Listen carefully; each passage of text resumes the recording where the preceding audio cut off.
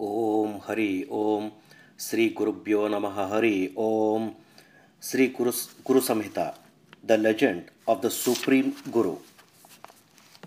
Chapter 2, Description of Creation, the dialogue between Kali and the Creator Lord Brahma, and the service to the Guru by Deepaka.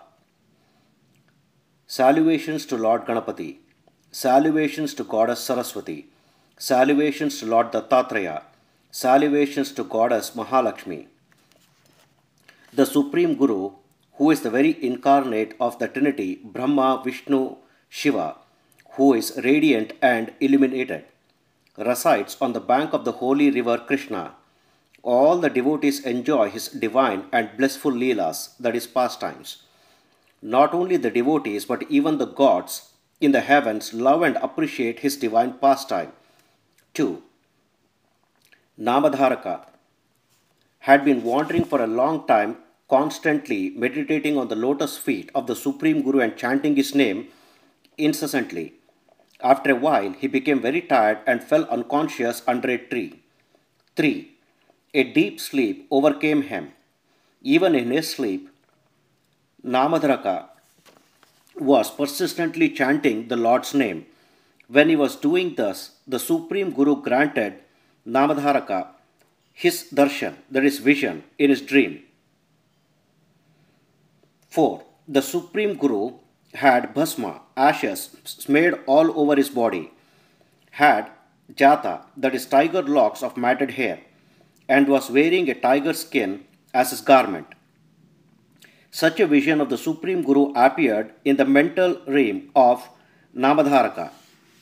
5.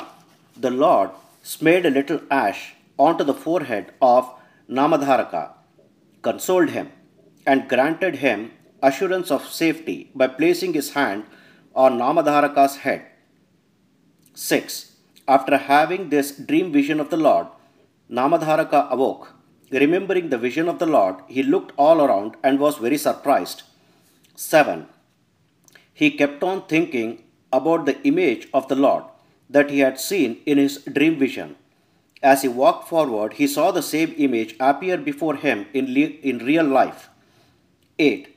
He saw the radiant ascetic Guru, prostrated himself before him, and spoke to him with humility and devotion. O Lord, O compassionate one, please have mercy on me. You are my mother, you are my father. 9. Glory be to you, O Saint of Saints. Glory be to you, O vanquisher of the darkness of ignorance. You are the Siddha Yogi, the one who has attained mastery over all. You are the compassionate one. You are the very essence, the very radiance of the Supreme Spirit. 10. All my sins have been destroyed by just your darshan. Lord, you are the one who has to help me cross this difficult ocean of life. Therefore, you have presented yourself to me at this time of difficulty. 11. You have come with so much compassion to this helpless, miserable devotee and have granted darshan. Lord, what is your name? Where have you come from? Where do you normally reside? 12. To this, the yogi replied, I am Siddha Yogi. I am wandering all over the earth visiting holy places.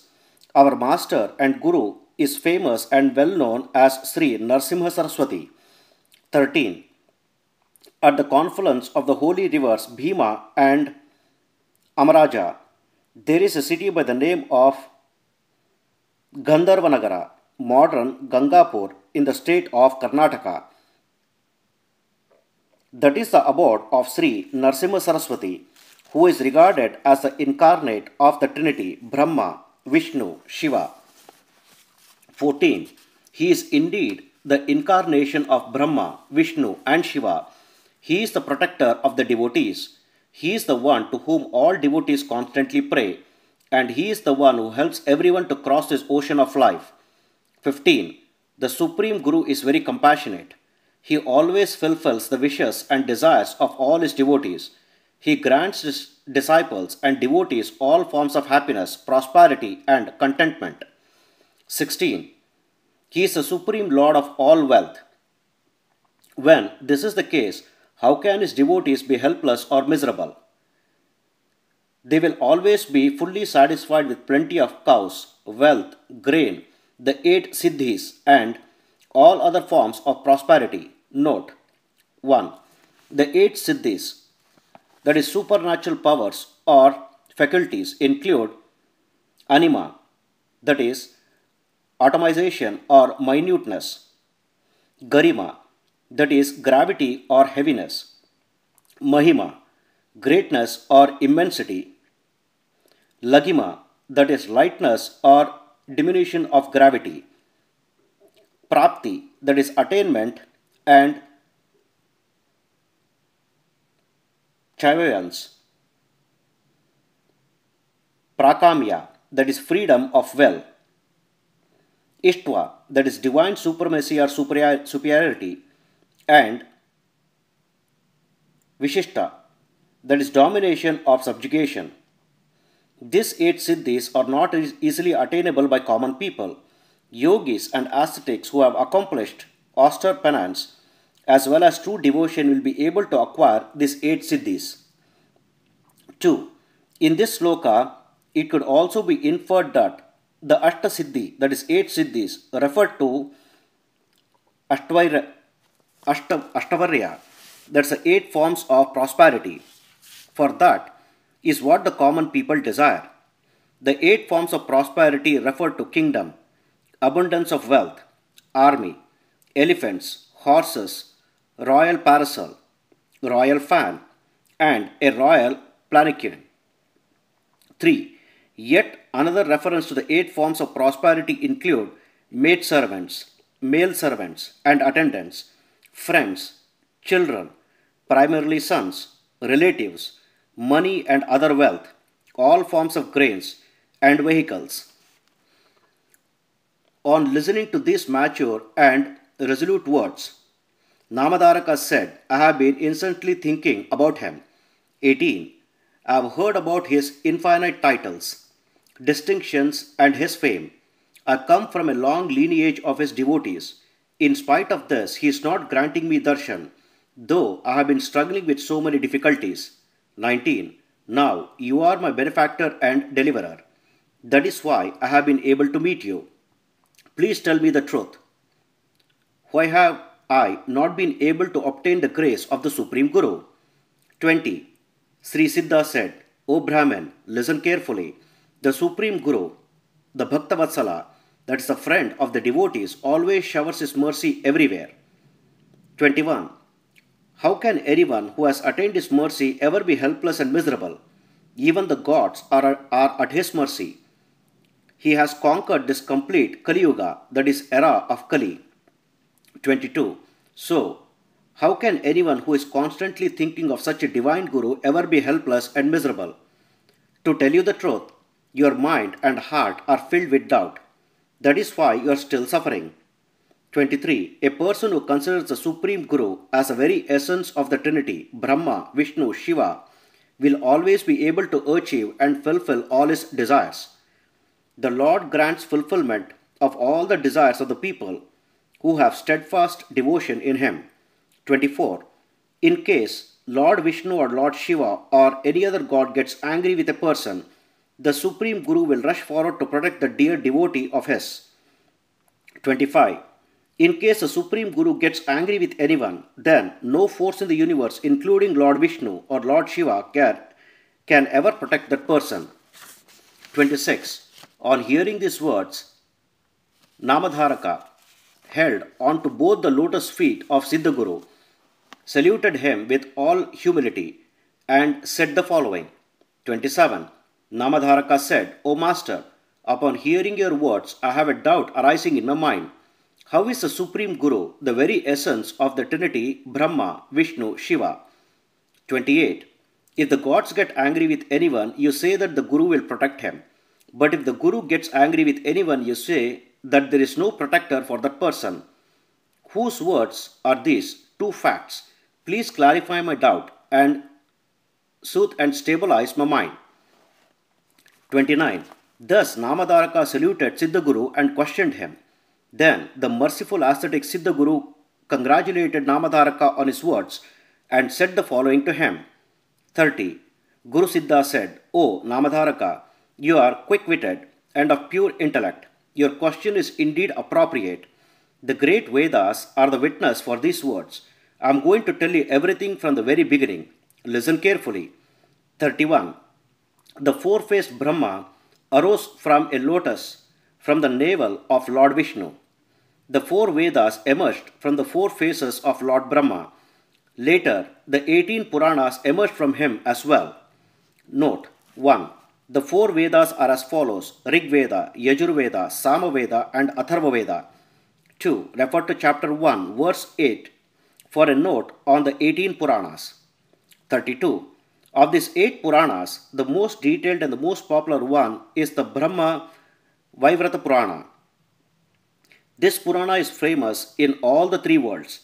33.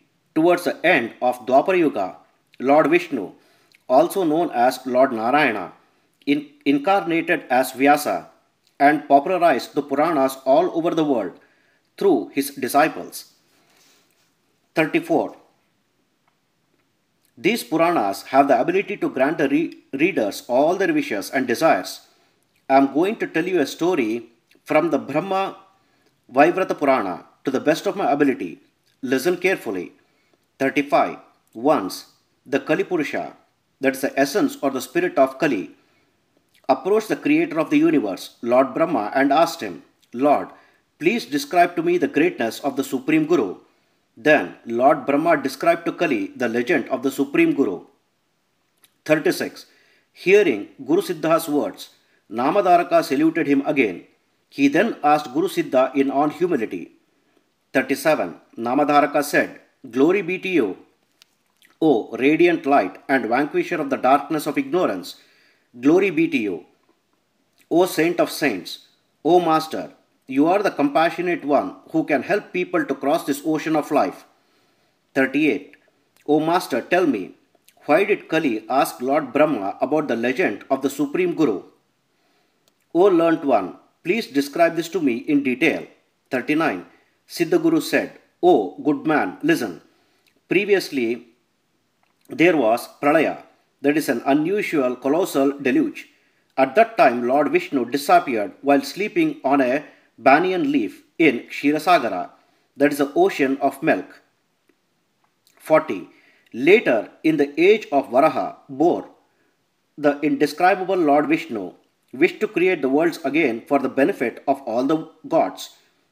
41.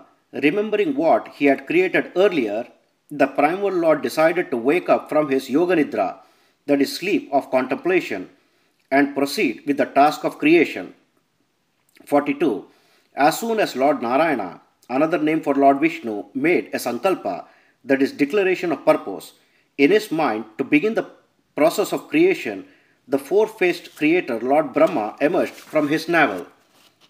43. Lord Brahma looked at all the four directions and instantaneously attained four faces, each looking in one direction, east, south, west, and north. He thus became the four-faced Lord Brahma. 44. Then Lord Brahma proudly said to himself, There is no one more powerful than I am. I do not see anyone here who is more powerful than I am. 45. At that moment, Lord Narayana laughed, albeit in a serious tone, and said, I am Lord Vishnu. I am your father. You will salute and worship me. 46. Hearing those words, Lord Brahma, who was seated on a lotus, looked down and saw Lord Vishnu, saluted him, and for a long time worshipped him with several hymns. 47. Pleased by the hymns, Lord Narayana said to Lord Brahma, Son, obey my order with reverence and begin the process of creation. 48. Lord Brahma said to Lord Vishnu, O Lord, I do not know the procedure of the creation process. How can I create when I do not know or see any procedures in place? 49. Pleased by Lord Brahma's words, Lord Vishnu said, O Brahma, accept these Vedas and begin the creation process as told by the Vedas. 50. These Vedas contain description of the creation process. O revered one, start creating this imperceptible universe according to the principles of the Vedas. emulate the creation that existed before. 51. The Vedas have no beginning. They describe and guide the creation process as clear as a mirror. So start the creation process carefully in accordance with the Vedas. 52. Begin the creation process as prescribed in the Vedas. Thus spoke Lord Narayana. Lord Brahma agreed and started the process of creation. 53. Lord Brahma started creating all the animate and inanimate, movable and immovable objects of this world, human beings, plants and trees, birds and animals, insects, flies and microbes, and all sorts of creatures. 54. Lord Brahma created different types of creatures in accordance with Lord Vishnu's command. Maharshi Vyasa had explicitly described the creation of the three worlds, which are the essence of Shiva and Shakti. Note, Shiva and his consort Shakti form the primal forces of energy that form the basis of all creation in these worlds. The three worlds referred to Swargaloka, the heavens or the upper region, Maratyaloka, that is the earth or the middle regions, and Patalaloka, the nether regions. 55. The 18 Puranas originally narrated by Lord Vishnu and later composed in detail by Maharshi Vyasa, an incarnation of Lord Vishnu, are very famous all over the world. Note, refer to chapter 1, verse 8 for a note on the 18 Puranas. 56. Among these Puranas, in the Brahma Vaivrata Purana, appears the popular legend of the Supreme Guru as told by Suta Maharshi to Saunaka and other sages. 57. Lord Brahma first created the four Brahma Rishis, that is, divine sages, Sanaka, Sanandana Sanat Kumara, and Sanat Sujata, who were all constantly involved in the contemplation of the Supreme Lord. Then, in order to expedite the creation process, Lord Brahma mentally created 7 Maharshis: Marichi, Atri, Angirasa, Pulastya, Pulaha, Kratu, and Vasishta. Note, the rishis, sages, are classified differently according to their merits as Devarshi, that is celestial sage, Maharshi, great sage, and Brahmarshi, that is divine sages. 58. Then he created the different gods, demons, and human beings ranked in order of their class, stage of life, and way of life. Among the human beings he created the Brahmins, Kshatriyas, Vaishyas, and Shudras. 59. Then Lord Brahma created 4 yugas, eras of time: Kritika Yuga, Treta Yuga, Dwapara Yuga, and Kali Yuga. As he created each era, he called the individual Purusha, that is the person or spirit representing the essence of that era, and told him to go to the earth and exhibit his influence there. 60. First he called the Purusha of Kritika Yuga and said to him, "Go down to earth by my order and exhibit your characteristics there." 61. Hearing these words of Lord Brahma, Krita Yuga, which is the very essence of truth, got ready to go down to earth. Listen carefully to the characteristic of this era. 62. In this era, there is no untruth at all. The Vedas, renunciation and knowledge are the firm pillars of this age. The Krita Purusha is wearing the Yagnopavita, that is a sacred thread, the rosary, and the holy thread tied around his wrist. 63. This is the description of the Krita Purusha. This Krita Purusha prostrated himself before Lord Brahma and asked, "O Lord, how can you inspire me to go down to earth?" 64. Many of the people on earth are liars. They are experts in reproach and false blames. They are also evildoers. Therefore, I am very afraid of them. 65. Hearing these words, Lord Brahma said to Krita Purusha, "You will have to be on the earth only for 1,728,000 years. 66. I will not trouble you. After that period is over, I will inspire another yuga to go down to earth. You will have to spend your time on earth carefully." Thus, the Krita Yuga was inspired to go down to earth. 67. After the designated period of Krita Yuga was complete, The creator of the world, Lord Brahma, called upon Treta Yuga. 68. I am now going to describe the characteristics of the Treta Yuga. Listen carefully. This Treta Purusha, that's the spirit representing the essence of the era, is strong-bodied and well endowed with all the facilities for enjoyment. He also holds all the ingredients required for the holy yajna, that is ritual sacrifice, in his hand. 69. Therefore, all the Brahmins in this Treta Yuga are engrossed in worship and ritual sacrifices. They are righteous and pious, and they discharge their duties faithfully. 70. Lord Brahma said to Treta Yuga, who has the form of a bull and is the champion of Dharmashastras, that is sacred scriptures, he will have to be on the earth for 1,296,000 years. Later, Lord Brahma called upon Dwapara Yuga, who is an amalgam of different forms and different characteristics. I will tell you the characteristics of this Dwapara Purusha. 72. He is adorned with a sword, bow and arrow, club, that is staff, and other weapons. He has a mixture of different and opposite qualities such as fierceness and calmness, kindness and harshness, etc. 73. This third yuga is a mixture of both virtuousness and evil. Lord Brahma said to Dwapara Yuga, you go down to the earth and reign there for a while. 74. In fact, you will be there for a total period of 864,000 years. After that period is over, Lord Brahma called upon Kali Yuga, who has all the characteristics of a thief. 75. O pious Brahmin, listen to the characteristics of Kali Purusha. He is dirty and he likes to fight. This Kali Purusha appeared before Lord Brahma. 76. This Kali Purusha is ignorant. He has the face of the devil and is always looking downward. He is impure and he likes to fight with everyone at every step and for everything. 77. He is cruel and he has no compassion. He is worldly and he is an expert in fighting, hatred and revenge. He holds his penis firmly in his left hand. 78. The Kali Purusha holds his tongue in his right hand. He dances terribly with excitement and sings unbearably filthy songs. He rejoices in the company of cruel and evil men. 79.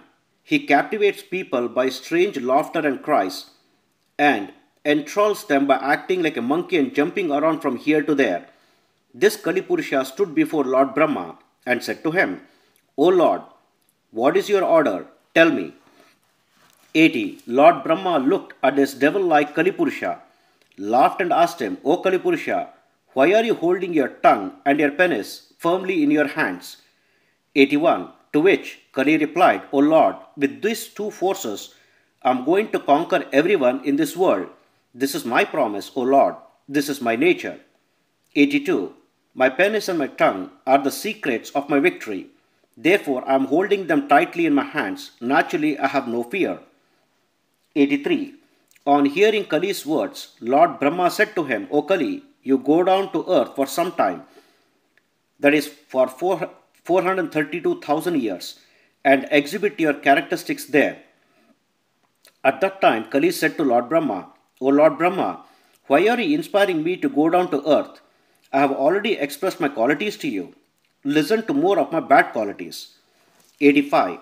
People who attack the rules of virtuousness and purity, people without any shame, people who are out of control, people who are always interested in sleep, fights and misery. Such people are dear to me and live with me constantly. 86. Coveting another person's money and coveting another person's wife. These two qualities are like my brothers. My dear friend is the quality which creates pride and jealousy in every person in this world. 87. Also, hypocrite ascetics who act like cranes are very dear to me. People who betray every living creature with malice form my very soul. Note, cranes, considered to be equivalent to evil or bad person, try to emulate the mighty and righteous swans. Similarly, some fake and hypocritical ascetics try to fool people by pretending to be true God fearing yogis. They are compared here to cranes. 88. I have no better friends than such people. Anyone who is engrossed in any religious or righteous work is my enemy. 89. Then Lord Brahma said to the Kalipurusha, O Kali, do not forget my order. Keep it in your neck always and listen. In the Kali Yuga, the maximum age of a person will only be 100 years. Note, if Kalipurusha were to disobey Lord Brahma, then his neck would break and he would be dead instantaneously. That is the reason why Lord Brahma asked Kali to keep his orders in his neck. No one can disobey fate, which is Lord Brahma. 90. In other eras, people led longer lives by performing several penance and other ritual duties. Some human beings would really strive hard to achieve austere penance. 91. In your era, that is not the case. People live for a shorter period of time. They, however, strive to make their lives fruitful in that short period of time by true devotion to the Supreme Lord. 92. They cannot afford to really undergo severe hardships and austere penance and lead longer lives during your reign. 93. Therefore, O Kali, be warned. You are not supposed to hinder the efforts of Brahmagnanis, that is, people with a higher plane of knowledge and spiritual people who perform religious and righteous duties, and people who have true faith in the Lord. You have to indeed help them in their efforts and enable them to reach fruition very soon. 94. On hearing these words, Kalipurusha bowed before Lord Brahma and said, O Lord, all the people that you have mentioned here are my staunch enemies. 95. What shall I do? How can I set a foot on the earth that is inhabited by such enemies? Just by hearing the names, I feel frightened and sorrowful. 96. On this earth, particularly in the land called Bharata, there are supposed to be very righteous people. They all revere and worship you. How can I ever set foot there?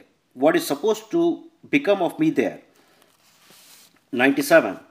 On hearing these words spoken by Kali, Lord Brahma smiled and said to him, O Kali, you stay in the Achalagiri mountain waiting for your time. 98. In the course of time, people's sense of righteousness will be broken into pieces by your influence. Even the pious and virtuous people will be tempted to commit evil and immortal acts. 99. Then Kali said, O Master, O Lord Brahma, I am going to tell you about my specific enemies. Please listen. On this earth, there are numerous people who are of pure heart. There are people who visit sacred pilgrimage sites. 100. There are people who are engrossed in the worship and adulations of Lord Shiva and Lord Vishnu. There are people who are engrossed in divine contemplation. There are people who are very religious and righteous. All these people are source of trouble for me. I should not get any consideration for such people. 101. I have other enemies as well. People who live on the banks of holy river Ganga, the residents of Kashi, that is Varanasi, and people who are constantly engaged in the sacred ritual duties in Kashi are my enemies. 102. People who regularly visit holy pilgrimage sites, people who always listen to the Puranas, people who are engaged in the divine meditation and contemplation of the Lord, and people who constantly donate generously to the poor and the needy. All these people are particularly my enemies. 103. O Lord Brahma, people who have absolute peace of mind are my enemies as well. I shiver in fright whenever I look at pious people and people who are not hypocrites. 104.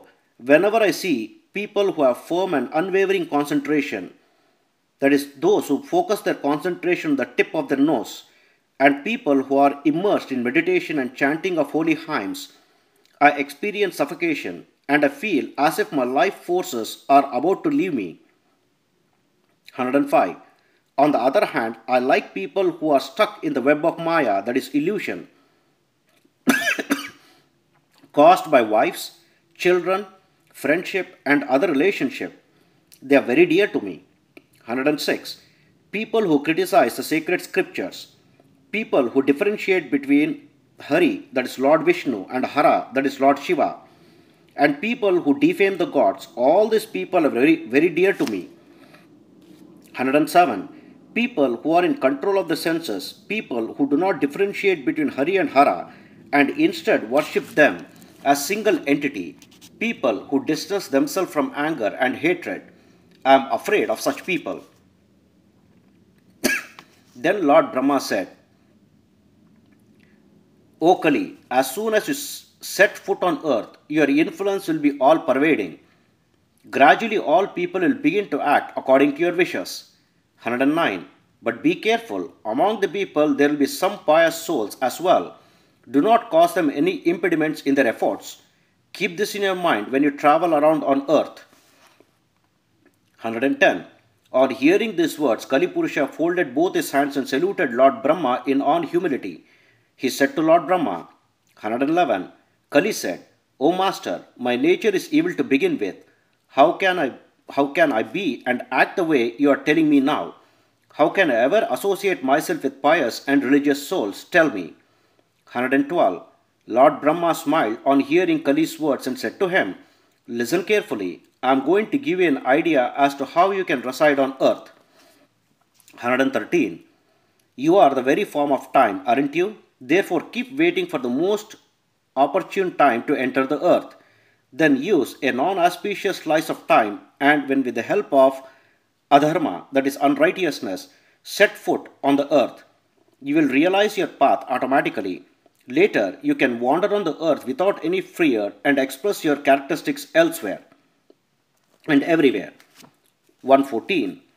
Pure-hearted people will always be your enemies, wherever they may be. Similarly, impure people will always be dear to you, wherever they may be. 115. In spite of these circumstances, if there is any pious soul on earth, he will definitely defeat you. But most of the people on earth will come under your influence. 116. On hearing Lord Brahma's words, Kalipurusha saluted him and said, In spite of all that you have told me, my mind is not accepting the fact that I should go and set foot on earth. 117. O Namadharaka, on hearing Kalipurusha's definitive words, Lord Brahma said to him, O Kali, listen carefully to what I have to say. 118. Your defective qualities will not be able to bear influence on people who are strong-willed and pure-hearted, on learned people, and on people who are not greedy. 19.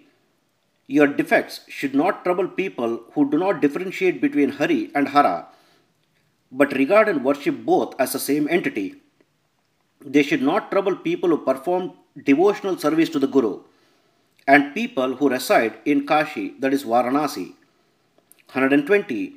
You should not trouble people who serve the Brahmins, people who serve their parents with sincere devotion, and people who care for cows, particularly brown cows. 121.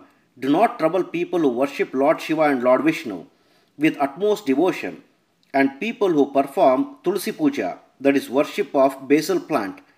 That is my order. You have to obey this order of mine to the word. 122. O Kali, do not ever trouble people who are sincerely engrossed in the service of the Guru, people who are interested in listening to the Puranas, and people who discharge their duties faithfully. 123. Do not trouble people who have special faith in the sacred scriptures, people who are virtuous, people who think before the act, and people who have immense faith and devotion in the Guru. 124. Kalipurusha listened to everything Lord Brahma said. Then he asked the Lord, O Master, O Lord Brahma, who is this Guru? What is his form? What is his essence? Please describe this to me in detail. 125. Lord Brahma was pleased by this question. He said, O Kali, the glory and majesty of the Guru are most superior. I will describe it to you. Listen carefully. 126. The letter G is the grantor of all success. The letter R vanquishes all evil. The letter U is the imperceptible Lord Vishnu. That means that the Guru is the grantor of all success, the vanquisher of all evil, and the omnipresent Lord Vishnu. The letter G is also symbolic of Lord Ganapati, who is the remover of all obstacles. The letter R is also symbolic of Lord Agni, that is fire, who is the vanquisher of all evil. The letter U is the symbolic of Lord Vishnu, the all-pervading protector of the worlds. Therefore, this two-syllable mantra called Guru is the divine grantor of all the four Purushastras, that is pursuit of human life, that is dharma, righteousness and discharge of duty, artha, acquirement of wealth, kama, gratification of desire, and moksha, eternal liberation or salvation. 129. Guru is the father, the Guru is the mother, the Guru is the supreme Lord Shiva. In case the Lord gets angry with us, the Guru will be there to protect us. 130. But if the Guru gets angry with any one of his disciples, then even the gods cannot protect that person. 131. The Guru is Lord Brahma, the Guru is Lord Vishnu, the Guru is Lord Shiva, the Guru is the Supreme Spirit. Therefore, everyone should seek refuge in the Guru. 132. The Guru is the very essence of the Trinity, Brahma, Vishnu, Shiva. As Lord Brahma, he is responsible for the generation of pure knowledge and insights into the principles of philosophy. As Lord Vishnu, he is omnipresent and responsible for all the worlds. As Lord Shiva, he is responsible for destroying ignorance, acts of darkness, as well as the burdensome fetters of worldly illusion. Therefore, people should seek refuge in the Guru. 133. If Lord Vishnu is propitiated, his followers, the Vaishnavits, will request from him sincere and steadfast devotion towards the Guru. If the Guru is appeased, then Lord Vishnu, the protector of the worlds and the one who grants everyone all their desires, himself will be pleased. 134. If Lord Shiva is appeased, then there is no guarantee that the Guru will be pleased. But if the Guru is appeased, then we can safely assume that Lord Shiva will be pleased as well. 135. Therefore, everyone should propitiate the Guru according to the procedure laid out in the sacred scriptures. If that is done, then it is equivalent to successfully completing all the holy pilgrimages, rituals, meditation, penance, and contemplation. This is because the Guru is the very form of radiant supreme or the divine light. 136. The Guru is the guidance for all the duties based on classification and stages of life. He is the guide for all behaviors, good judgment, and the faithful discharge of duties. Not just that, but he is also the guide for people to attain true devotion, freedom from passion, and eternal emancipation. 137. On hearing these words from Lord Brahma, Kalipurusha prostrated himself before fate and asked him, O Lord Brahma, do you mean to say that the Guru is a human being, just like countless other human beings? What is so special about the Guru? How did the Guru come to be? Tell me. 138. Then Lord Brahma said to Kali, O Kali, I will describe to you the greatness of the Guru in detail. Listen with complete concentration. There is nothing comparable to the greatness of the Guru. 139. Without a Guru, no one can achieve the power of hearing. If people cannot gain knowledge from the sacred scriptures by hearing, then how can they ever be free from your fearsome clutches? 140. If all pure knowledge and insights into philosophy were to automatically arise from people's own intellects, then all sacred scriptures would become too easy and too insignificant. That is unfortunately not possible. Without a Guru, one does not get the power of hearing. Hearing the sacred scriptures is what grants people divine knowledge and powerful insights. 141. That knowledge will help people in crossing of this illusory world. The Guru is the very form of the divine light. He shines his radiance upon man, who will then gain superior knowledge. 142. Previously men have attained complete powers just by sincere service to the Guru. Therefore, O Kalipurusha, I will describe the story of one such Guru and his disciple. Listen carefully. 143. Once upon a time on the banks of holy river Godavari stood the ashram, that is hermitage of Maharshi Angirasa. The ashram was surrounded by numerous variety of plants, trees and creepers and all kinds of animals and birds. 144. In this holy forest, several Brahmarishis, that is divine sages, among others were engrossed in ritual duties, penance, meditation and other sacred procedures. Among these people, there was a sage by the name of Vedadharma. He was a son of Paila Maharshi. 145. His disciples, all pious Brahmins, just like him, were immersed in the study of the Vedas and other sacred scriptures, as well as in the sincere discharge of all ritual duties. Among these disciples of sage Vedadharma was a disciple by the name of Dipaka, who was the best disciple among all. 146. Once a sage, Vedadharma decided to test his disciples. He called all his disciples together and greeted them with inspiring and affectionate words. 147. He said to them, O disciples, I want to discuss an issue with you today. If you have complete faith and affection towards me, then listen to me carefully. 148. The disciples said, O Guru, O Master, you are our prime benefactor. We will faithfully follow any orders of yours without doubt. 149. A person who does not obey the words of the Guru will be doomed to the fiercest hell known as Raurava.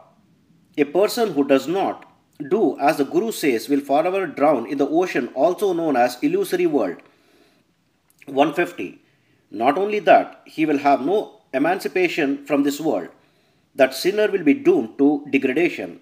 Even the sacred scriptures are in agreement with this and they extol the Guru as the primary savior of all devoted souls. 151. The sage Vedadharma was very pleased upon hearing these words from his disciples. He addressed all his pupils including Dipaka. 152. Sage Vedadharma said, My disciples pay attention to my words. There are several great sins that I have committed in my numerous former lifetimes. 153. Many of those sins have been destroyed by the power of my austere penance and other sacred ritual duties. There are, however, some sins from my destiny, prarabdha karma, that cannot be destroyed by any other means. I will have to undergo suffering to rid myself of those sins. 154. I cannot just plainly ignore those sins. They are an impediment in my path towards moksha, that is, eternal emancipation or salvation. They cannot be destroyed by penance. 155. Therefore, I have to undergo suffering with this body of mine in order to get rid of those sins.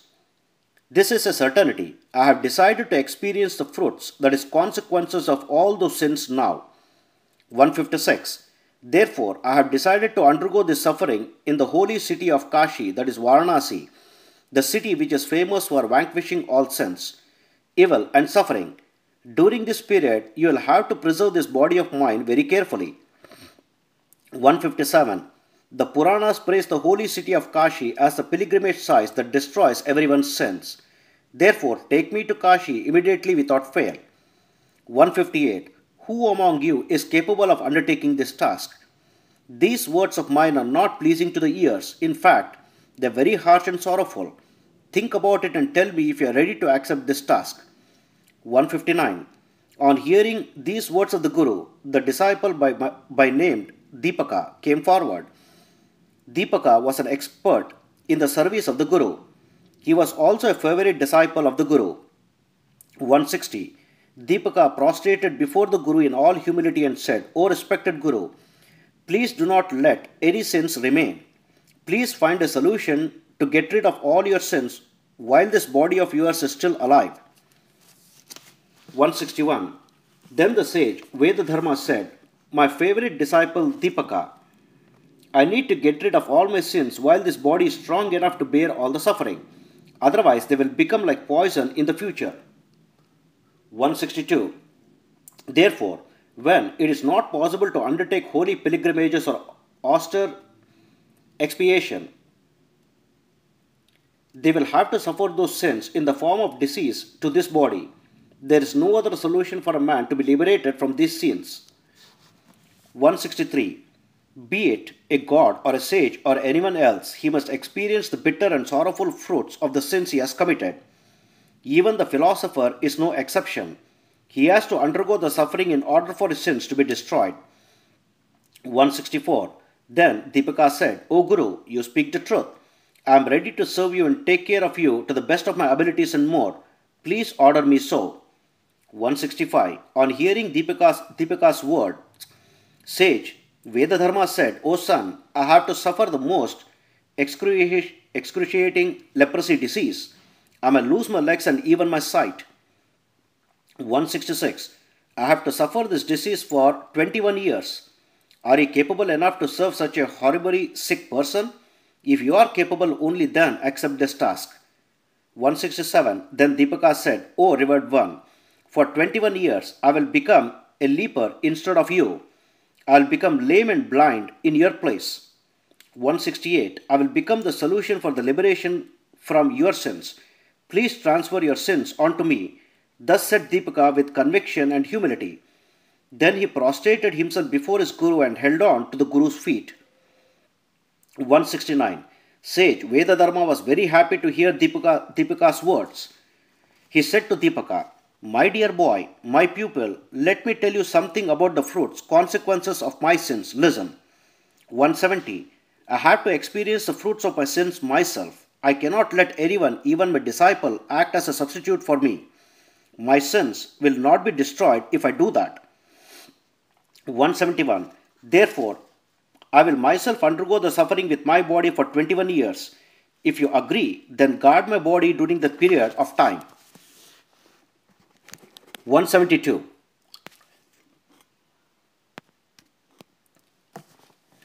As the guardian of my body, you will experience more hardships and sufferings than I experience as a deceased person. You will experience more suffering and anguish than even a servant would. 173. I have already told you that I will be suffering with a most dreadful disease. I am telling you again, if it is possible for you, then take me to Kashi and protect my body. 174. With your help and support, I will experience all the suffering for my sins and be liberated from all those sins. Then I will achieve a most dignified and permanent position in this universe. 175. Deepika said to the Guru, O respected Guru, I will definitely take you to Kashi and look after you very carefully. You are equivalent to Lord Vishwanatha of Kashi, that's the presiding deity of the holy city of Kashi, another name for Lord Shiva. 176. Lord Brahma said, O Kali, listen carefully. Then child Deepika firmly made up his mind and promised to serve his Guru faithfully. He took his Guru to the holy and liberating city of Kashi. They arrived at the holy Manikarnika Ghat. 177. There, on the banks of the holy river Ganga, he set up a residence near Kamalaswathra at the Manikarnika Ghat. Sage Vedadharma was very happy with all of this.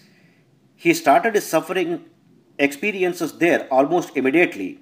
178. He used to bathe in the holy Ganga, pay respects to Manikarnika and worship Lord Vishwanatha. He continued to express his sufferings that were the results of his sins. 179. The dreaded leprosy disease spread all over Sage Vedadharma's body and ravaged it. He could not see properly as his eyes were going blind day by day. He was in a lot of pain and agony all the time. Deepika served his master with all sincerity and devotion. 180. Sage Vedadharma's body soon became infected with numerous pus-filled sores, and flies, parasites, and maggots appeared on those sores. He used to lose consciousness from time to time. 181. Deepika used to go around begging for food, which he would bring back and offer to his Guru. He considered his Guru as the very manifestation of Lord Vishwanatha and respected and served him with complete and sincere devotion. 182. Sometimes the disease-stricken great sage would get angry at Deepika for no apparent reason. The normally peaceful Maharshis sometimes exhibit bouts of anger and cruelty towards others. Similarly, the sage Vedadharma would unnecessarily get angry at his disciple. 183. When Deepika would go beg for food and bring back nutritious food for his guru, the sage Vedadharma would throw it away angrily and then lament in agony and despair. He would shout at his disciples, saying, "Why did you bring so little food?" 184. On another day, when Deepaka would bring abundant quantity of food for his guru, the sage would eat a little and throw away the rest of the food angrily. He would say, "This food is not good. I do not like it.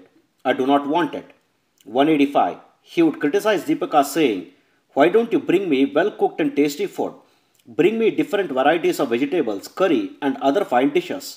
186. When Deepaka managed to bring such food the next day, the sage would scold him with dire words and sometimes even beat him angrily. 187. Some days the sage Vedadharma would be very calm and appeased and would speak to Deepaka with consoling and fine words. "My dear disciple, you are the epitome of knowledge. You have to suffer hardships on my account. Do not feel bad." 188. Almost immediately he would turn around and scold Deepaka again. He would criticize him, saying, "You are giving me too much trouble. Get out of here. You are not cleaning the sores on my body properly. They smell bad and yet you do not pay attention to them." 189. The sage would say, "O Deepaka, why are you not chasing away the flies and other insects that are sitting on the sores of my body?" When Deepaka would come running to chase away the flies surrounding the Guru's body, the Guru would get angry and shout at him, saying, "What are you doing here? Are you going to get me some food today or not?" 190. Thus the sage Vedadharma was suffering in anguish with the dreaded disease resulting from his sins. Those harsh and unsympathetic words he spoke were another effect of his terrible sins. 191.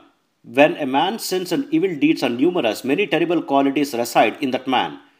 Once it may be misery and helplessness, another time it may be jealousy, yet another time it may be malice. Such a person will not realize what is right and what is wrong. 192. It is natural for a person subjected to several bouts of sorrow, misery, and depression to keep mumbling things to himself constantly. This is the state of the sinner. When he is suffering the consequences of his sins, he is equivalent to a madman. There is no doubt in this. 193. There are 18 terrible diseases which cause extreme pain and suffering. Of these, leprosy is the fiercest and most excruciating of all. That is why the sage Vedadharma once was in such a miserable state. 194. In spite of all the bad words and humiliation inflicted upon him by his guru, the disciple Deepaka did not take any of those to mind. Even though the guru scolded him and beat him constantly, Deepaka considered his guru as a very form, the very essence of the Supreme Lord, and used to serve him with utmost devotion. 195.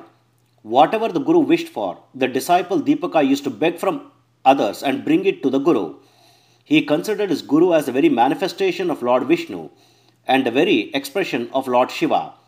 196. Although he was in the holy pilgrimage site of Kashi, Deepaka never went around on any pilgrimage for his own purpose.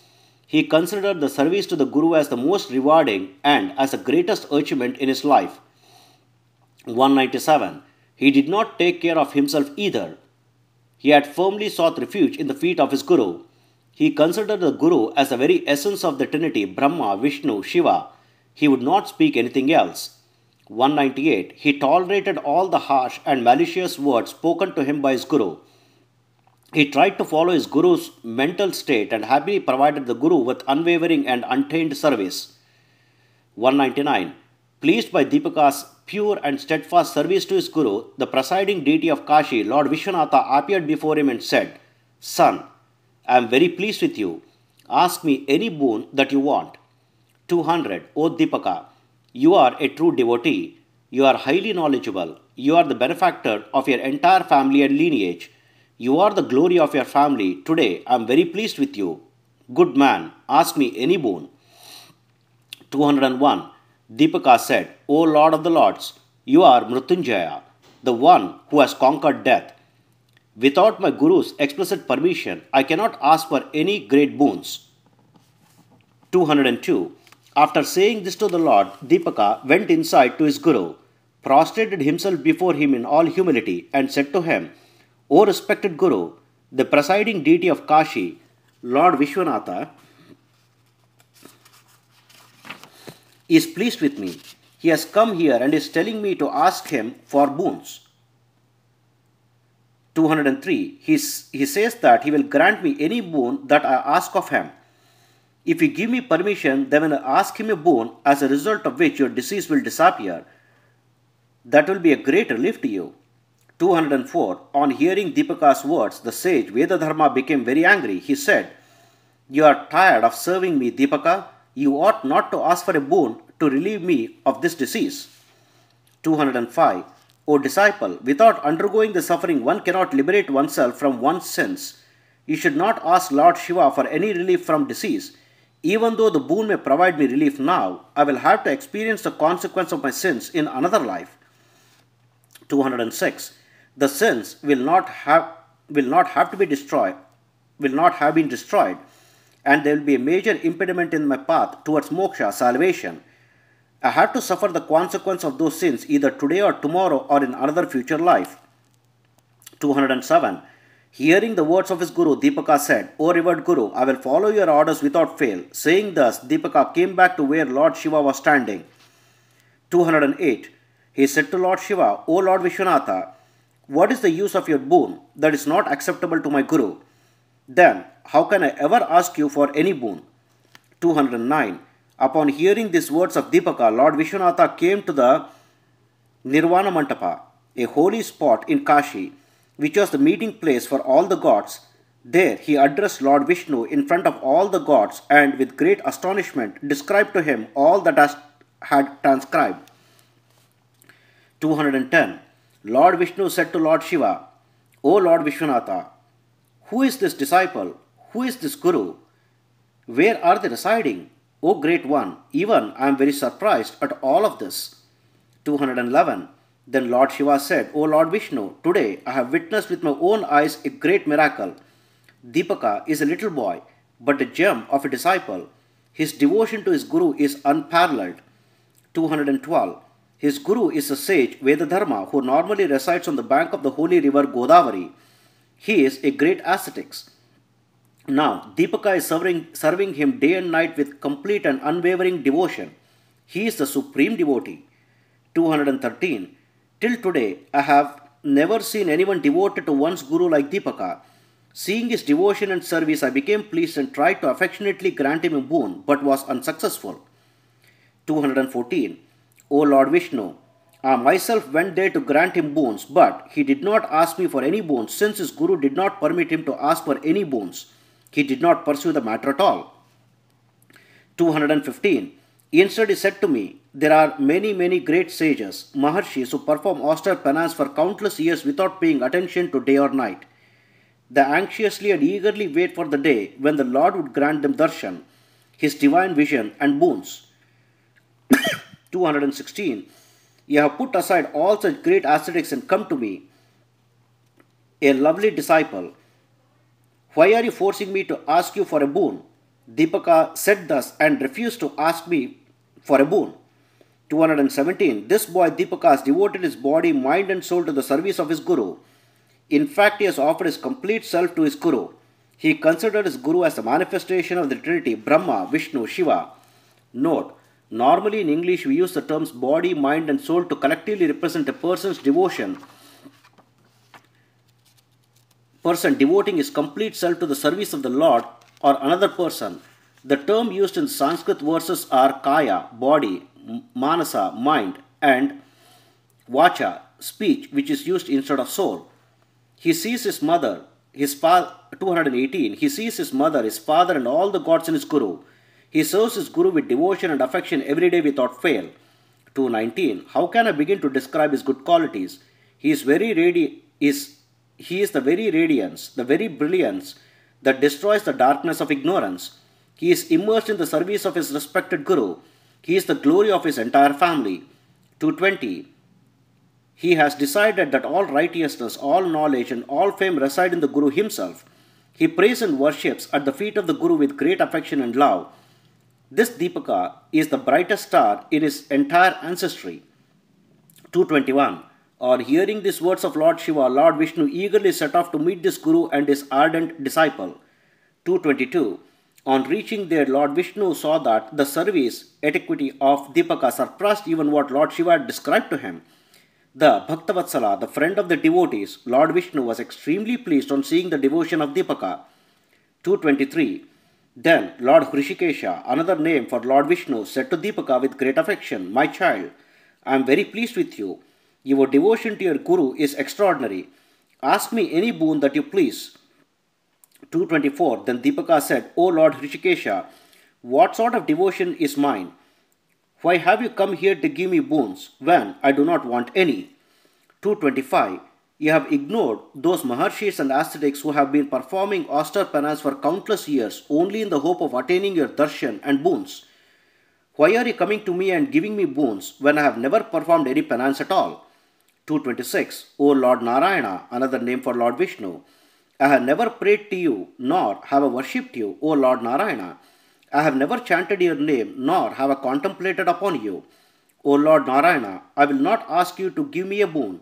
You may force the boons upon me, but I am not eligible to seek them. 227. Lord Vishnu was extremely pleased upon hearing such mature words from Deepaka. He was very impressed with Deepaka's superior devotion. The Lord and Protector of the universe said to him, 228. Lord Vishnu said, "O Deepaka, you have exhibited devotion that is unparalleled in this universe. Moksha, eternal emancipation or salvation is the only appropriate consequence for your devotion. The devotion that you have shown to your Guru is in fact the devotion you have shown to the Lord. There is no difference between the two. You are in fact the brightest star in your ancestry." 229. Whoever is the true devotee of his Guru is also my devotee.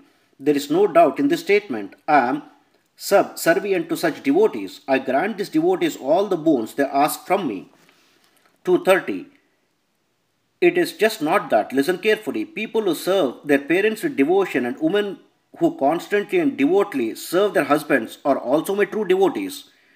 231.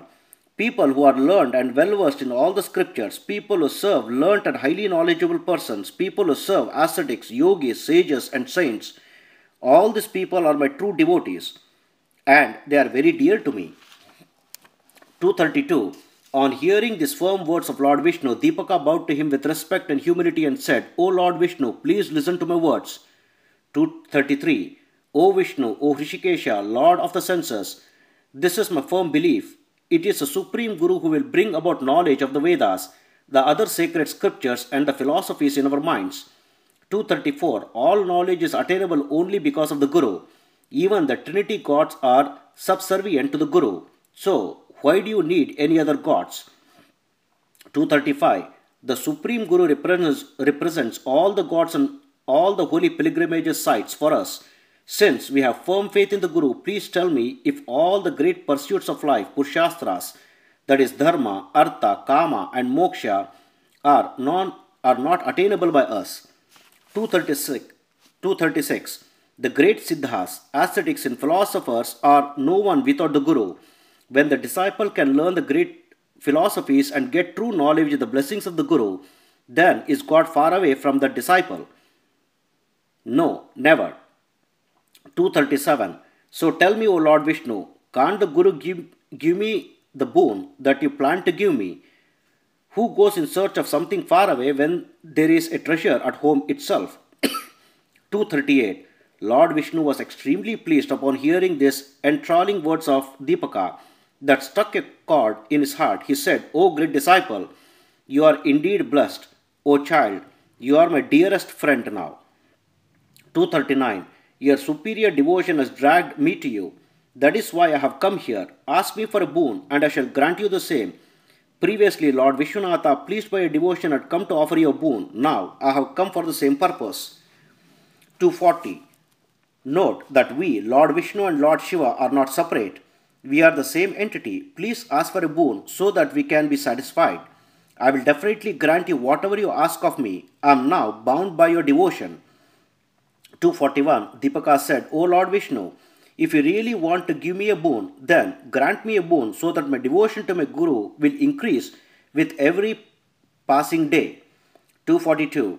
Recognizing the true spirit of the Guru is what is called affection-based true devotion. Please grant me a boon so that this devotion will increase with passage of time in all lifetimes.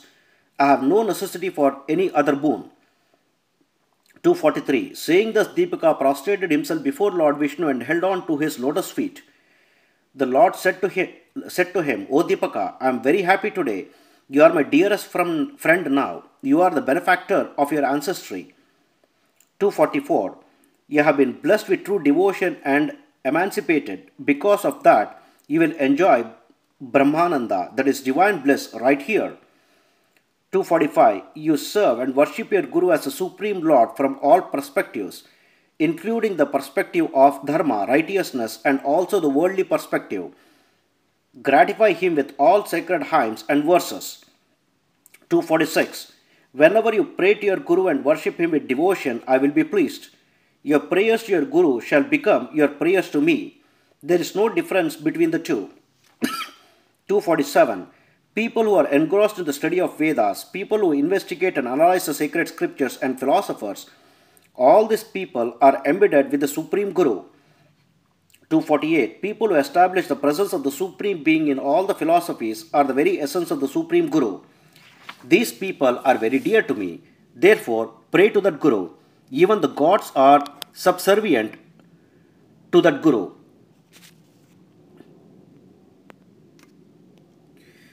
The divine nectar of the gods is present in the two-syllable gu and ru. If you immerse yourself in that nectar for a while, then won't all tapatraya, that is 3 afflictions, be destroyed? Note, there are 3 major forms of afflictions, tapatraya, incidental to all created beings. They are Adi Daivika, that is affliction arising from God as a test of the human beings. Adi Bhautika, affliction arising from general life on earth. And Adhyatmika, affliction arising from philosophical or spiritual issue. 250. A person who is constantly immersed in the contemplation of the Supreme Guru is respectable in all forms. A person who drinks the sweet nectar, that is the name of the Guru, will indeed become immortal. 251. A person who attains the blessings from me, Lord Vishnu, Lord Shiva, Lord Brahma, or any Brahmin will attain the blessings of the Supreme Guru as well. 252. Whatever boon I, Lord Shiva, Lord Vishnu, or Lord Brahma can grant, the Supreme Guru can grant that boon as well. Therefore, the Supreme Guru is the very manifestation of the Trinity gods, Brahma, Vishnu, Shiva. 253. After saying these words to Deepaka and praising him, Lord Vishnu returned to his abode. Lord Brahma said, O Kali, did you listen? Know this as the legend of the great disciple. 254. Lord Brahma continued his description. Deepaka came back to his Guru after obtaining the boon from Lord Vishnu and prostrated himself before the Guru. Then the omniscient, all-knowing Guru asked his disciple thus. 255. Sage Vedadharma asked, My child, my disciple, you are dear to me. You are speaking with Lord Vishnu all this while. What boon did he give you? What did you ask of him? 256. Deepaka said, O respected Guru, even though I did not want any boon, Lord Vishnu granted me one. He granted me a boon with which my steadfast devotion to my Guru's lotus feet will increase day by day. 257. Altogether, I wish to have steadfast devotion to your lotus feet and the opportunity to serve your lotus feet constantly. Lord Vishnu has granted me that boon. 258. On hearing Deepaka's words, the sage Vedadharma became very happy and said, O Deepaka, may you live happily for a very long time.